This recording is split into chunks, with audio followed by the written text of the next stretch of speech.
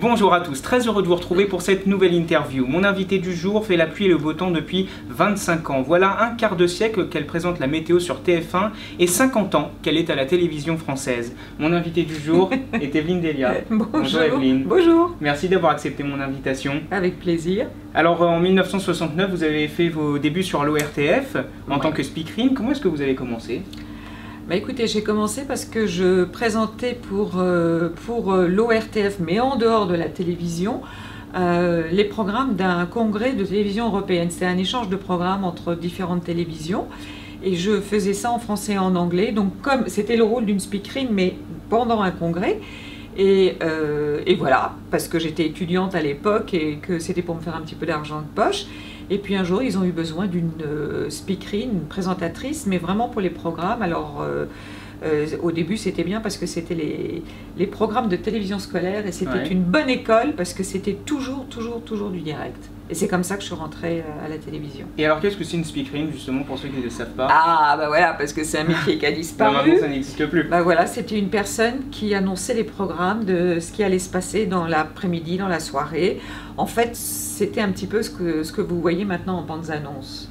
Voilà, on disait 2 mots, 3 mots sur l'émission, sur le programme, et puis on était là aussi pour faire des excuses quand il y avait des pannes techniques, parce qu'il faut dire qu'à l'époque la télévision n'était pas, enfin techniquement aussi pointue qu'aujourd'hui et qu'il y avait pas mal de pannes. Et ça veut dire qu'en fait vous restiez en permanence pendant le programme, oui. Et si jamais ça coupait, voilà. vous repreniez on intervenait, on était dans ce qu'on appelle la régie finale. Et puis, on travaillait. Il faut dire qu'à l'époque aussi, la télévision ne fonctionnait pas 24 heures sur 24. On fermait les programmes vers minuit, après le dernier journal. Donc on était 2 équipes, une du matin et puis une du soir en alternance. Voilà. Et alors en 1992, vous arrivez à la présentation de la météo. Oui, j'ai fait d'autres choses entre-temps, parce que j'ai abandonné la présentation des programmes dans les années 80, quand j'ai commencé la maison de TF1, 81, 82, jusqu'à 86, la maison de TF1. Et puis après, entre 86 et 92, j'ai fait des émissions de consommation. Et puis après, la météo. Voilà. Et vous preniez toujours autant de plaisir à la météo ? Ah, énormément de plaisir. C'est vraiment... c'est jamais la même chose. Des fois, on me dit, mais attends, tous les jours... Pas du tout, c'est jamais la même chose. En plus, il y a une évolution. Je suis responsable du service météo TF1 LCI, donc ça veut dire que je suis aussi responsable de l'évolution de la météo. C'est un travail avec Météo France quotidien par rapport aux prévisions, par rapport à nos cartes, mais aussi pour l'évolution. Moi, quand j'ai commencé, les masses d'air, ça n'existait pas. Il y avait des tas de produits, de choses, sans parler de la fiabilité des prévisions qui sont affinées maintenant. En 92, bon, c'était plus ou moins sûr. On ne faisait les prévisions qu'à 48 heures. Maintenant, on va jusqu'à 6 ou 7 jours. Alors, c'est vrai que 6 ou 7 jours, c'est une tendance. C'est une tendance plutôt qu'une prévision. Parfois... Alors c'est pour ça qu'il y a l'indice de confiance, parfois ils sont sûrs, un énorme anticyclone et tout, on est sûr, mais c'est vrai que c'est plutôt une tendance, ça va être... Vous pouvez savoir s'il fait chaud ou plutôt froid notamment pour les températures, si elles vont augmenter, si elles vont baisser, si le temps sera plutôt sec ou plutôt humide, pluvieux, avec des pluies, donc voilà, mais à 24 et 48 heures, c'est vraiment... d'une grande fiabilité maintenant. Maintenant, on peut être quasi sûr du temps qu'il fera. Oui, le lendemain, absolument. Mais est-ce que vous pouvez prévoir, par exemple, maintenant, avec les outils d'aujourd'hui, le temps qu'il fera peut-être dans un an, enfin, globalement, est-ce que ce sera un été chaud ou un été... Non. Il y a des tendances saisonnières. Donc, par exemple, vous dire il neigera le 23 décembre, non, ça c'est impossible. En revanche, il y a des signaux. À Météo France, ils appellent ça même pas des tendances, mais des signaux. C'est-à-dire, par exemple, pour cet été, le signal, c'était des températures au-dessus des normales. Voilà. Et puis, on peut vous dire, ça sera plutôt sec, ou on voit, le signal, c'est humide. Mais dire au jour près ce qui va se passer, ou même dans le mois, ou comme ça, c'est saisonnier. Donc, c'est vraiment un signal sans plus. Donc là, d'ici là, pour l'été prochain, vous ne pouvez pas dire si ce sera un été chaud ou... Non. Et donc, en 92, vous êtes arrivé à la météo, vous preniez toujours autant de plaisir ça... Tout à fait. D'abord parce qu'il y a l'évolution, justement, technique. il y a l'évolution des prévisions, donc ce dont on vient de parler. Et puis moi, je me suis beaucoup intéressée, et déjà en 97, ça remonte déjà en 97, au réchauffement climatique, à l'époque où personne quasiment n'en parlait. En parlant justement dans mes bulletins, c'était c'est bon pour la planète, avec l'explication à l'époque où les gens, quand on leur disait les températures vont se réchauffer de 2 degrés d'ici la fin du siècle, ça voulait rien dire, surtout que quand vous leur dites demain aujourd'hui il a fait 25 degrés à Bordeaux et demain il en fera que 10 de moins ou comme ça, la notion entre le présent et le futur lointain, c'est très compliqué pour les gens. Et vous avez toujours voulu faire ça, la météo, ou pas du tout? Non, c'est vrai que je suis tombée après dans la marmite, mais c'est quand Michel Cardoz, qui présentait la météo sur TF1 avec Alain Gillot-Pétré, est parti du jour au lendemain. Il est reparti chez lui dans le Gers, il a quitté Paris, il a quitté TF1. Et donc j'ai posé ma candidature. À l'époque, je faisais des émissions de consommation qui passaient avant le journal de 13h, puis j'avais envie de changer, de bouger. J'adore la géographie, je trouvais que c'était quelque chose de très intéressant. Et en plus, quand j'étais gamine, mon idée c'était toujours d'être journaliste. Et puis là, c'est vraiment du journalisme. On fait partie de la rédaction.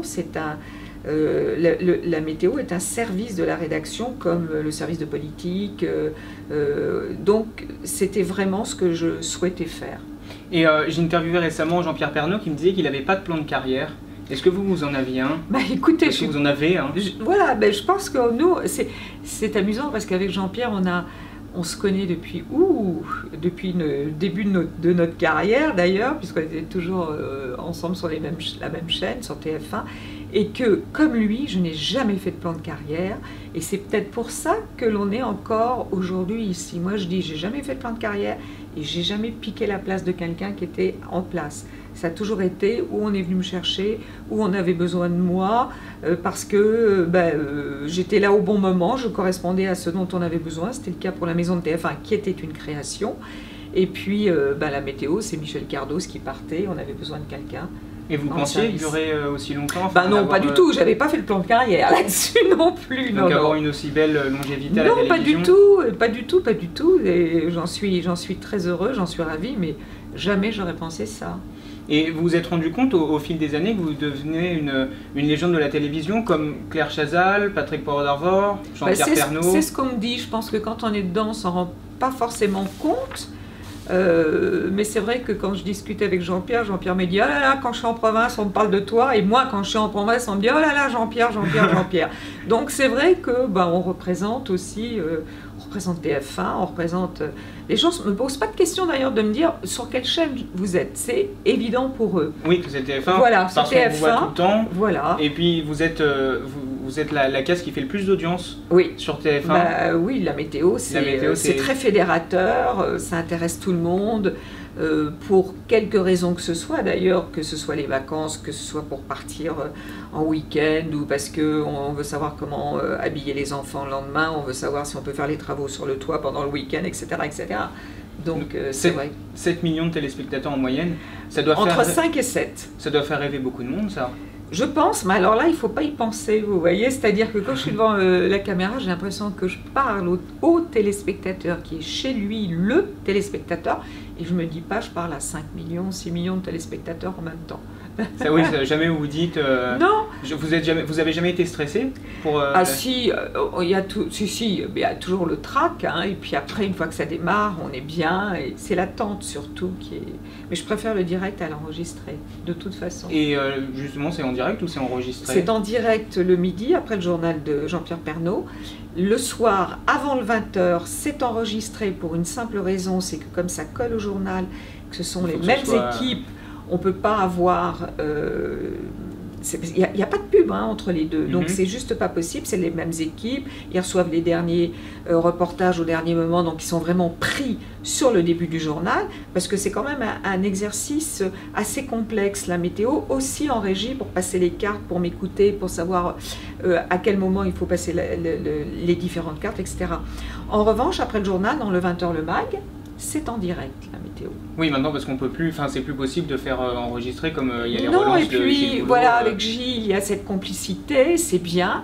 Et puis ça permet aussi d'être au fait lorsqu'il y a un changement de vigilance, lorsqu'il se passe quelque chose, d'avoir les dernières informations au dernier moment. Et alors, la météo c'est sur fond vert, c'est Ouais. pas trop compliqué. Au début, ça l'est un petit peu, c'est normal. Et puis après, ce sont des automatismes aussi. Parce que si vous mettez Nice Ah oui, non, à non, ça, il vaut ça- mieux pas. Ça ne le fait pas. On va dire que ça ne le fait pas. Mais de toute façon, vous avez un écran devant vous Ben, et derrière vous. J'ai un écran de chaque côté. Oui. Et puis dans la caméra, j'ai un écran aussi. C'est-à-dire que je peux très bien, et ce que je fais des fois, regarder le téléspectateur en montrant un endroit Oui, parce que vous sans savez, le perdre. C'est important d'avoir le contact avec le téléspectateur, de jamais le perdre. En fait, je m'adresse à lui, je lui parle. C'est un dialogue. C'est pas un monologue, c'est un dialogue. Et justement, cette notion de dialogue, comme Jean-Pierre Pernaut, vous n'avez pas de prompteur? Non. C'est justement c'est pour faire un lien Oui, plus et proche puis avec d'abord parce téléspectateur. qu'un prompteur, quand vous passez, vous regardez la caméra, vous repartez, etc., c'est perdez impossible le d'avoir fil. un prompteur.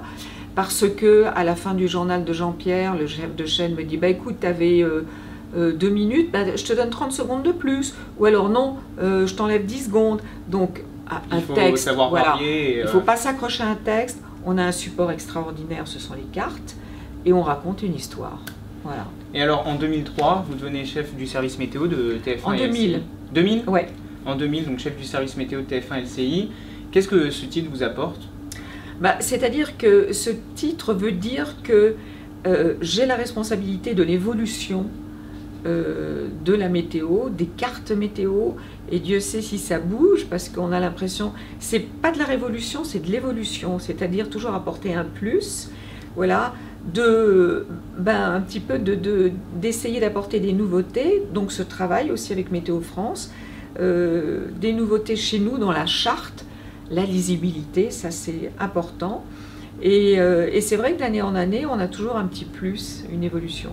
Et justement, d'année en année, comment est-ce que ça a évolué les outils? Enfin, c'est beaucoup mieux qu'avant, c'est beaucoup plus moderne. Alors, il y a les logiciels. Donc, il y a des logiciels vraiment spécialisés dans la météo, des logiciels qui sont vraiment spéciaux pour la météo. Et puis, donc ça, c'est vraiment technique, qui nous permettent d'avoir une charte, de faire des évolutions entre le matin et l'après-midi, des zones, etc.